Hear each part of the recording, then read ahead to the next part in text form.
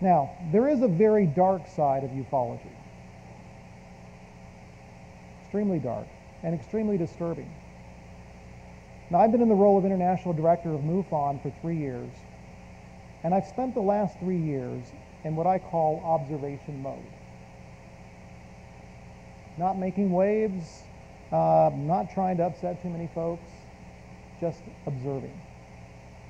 But what I've observed is a lot of this dark side of ufology. There's active interest on the part of the U.S. intelligence agencies. I can assure you that in this room, there are representatives of the intelligence agencies. I can assure you of that.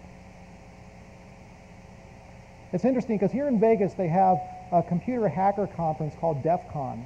And when you go to this conference, if you're a computer geek or a computer hacker, everybody knows that the feds are there, right? They're interested in knowing who's hacking, who's good, who can they hire.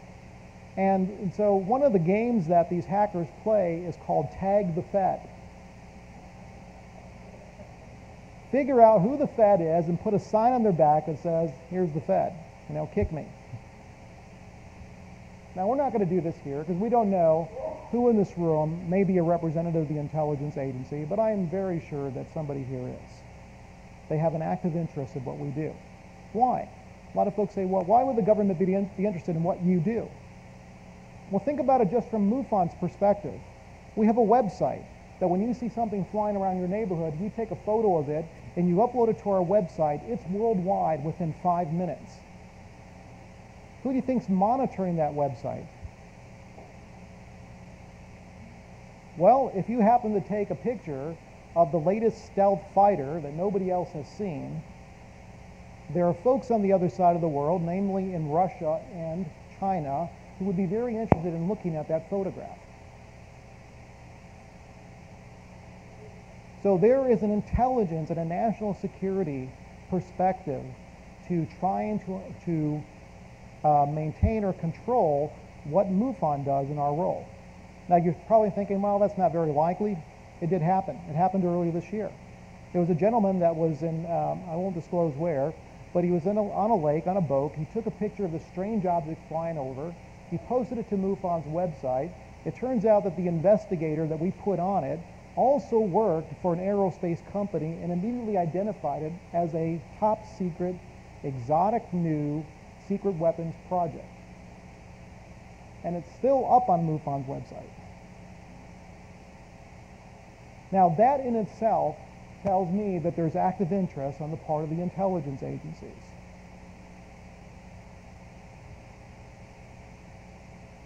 This is probably more disturbing. There's active myth building. Don't believe everything you read on the internet about UFOs. There are folks out there promoting new UFO myth. Back in 2006, there was a website that sprang up claiming that they were a dive company, and they found the remains of the jet that was lost in 1953 when it collided with a UFO over Lake Superior. That they found it on the bottom of Lake Superior. They put a remotely operated vehicle down there, and they took sonar pictures of it that showed the jet and it showed the UFO next to it. How many of you saw that?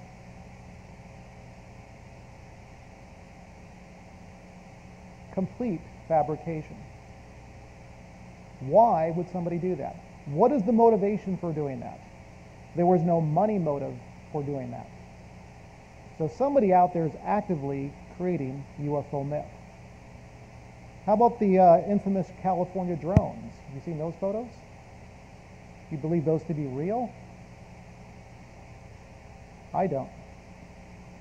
Here we have all these dramatic photos, the most dramatic photos since the Gulf Breeze, yet allegedly there are 30-something witnesses that saw these objects and took photos of them, yet not one witness has come forward and proven to be a real person.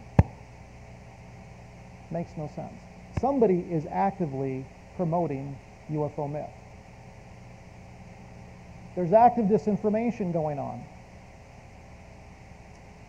I have a blog called followthemagicthread.blogspot.com, I will soon be posting an article, a very interesting article, because it involved a gentleman that came to MUFON and spoke at one of our symposiums, and who made these very outrageous claims that sounded very plausible at the time.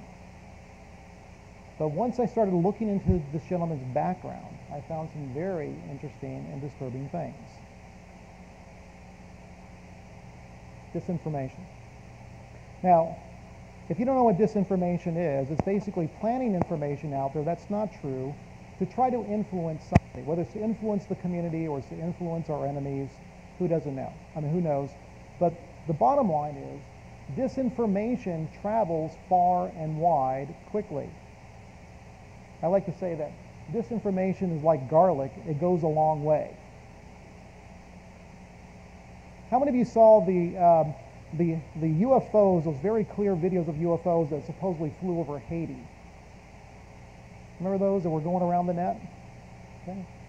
And finally the guy came forward and said, I made that, I fabricated it, I hoaxed it. Well, do you know that we still get those reported to MUFON at least 3 or 4 times a month? Hey, by the way, I was down in the Bahamas and I took this video. And somebody else says, no, I was down in Trinidad and I took this video. It's recycling through the net constantly. It's like a virus. Disinformation is the same way. Now, why would there be interest on the part of the intelligence agencies? Why are they doing active myth building? Why are they disinforming? For one good reason. They're obscuring their own black exotic weapons programs using the cloak of ufology. There's a lot of activity happening up at Area 51. Everybody knows that. You may think it's UFO related. I don't. I think we're experimenting on the latest and greatest, whatever stealth technology we have, but the Air Force would like nothing more than you to think that it's alien technology. Because if somebody sees that flying around, well, they don't have to explain what it is. They can just blame it on being a UFO. So this is part of a concerted program.